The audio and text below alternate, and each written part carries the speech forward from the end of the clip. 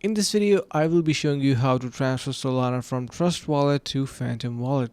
First of all, head over to your Phantom Wallet. Once you are there, you are going to be simply copying your address for Solana, which is on the first place. Simply copy its address, click on receive and copy. We got that.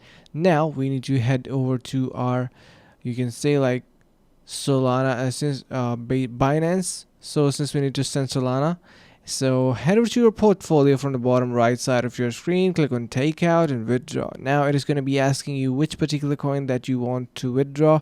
Click on Solana and then enter your address in here. So paste your address just like that. I'm going to be pasting the address here, and you have your network and withdrawal amount. So you're going to be pasting everything here.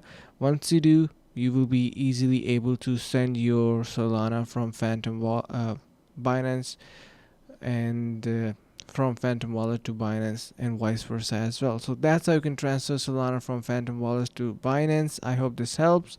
Thank you so much for watching.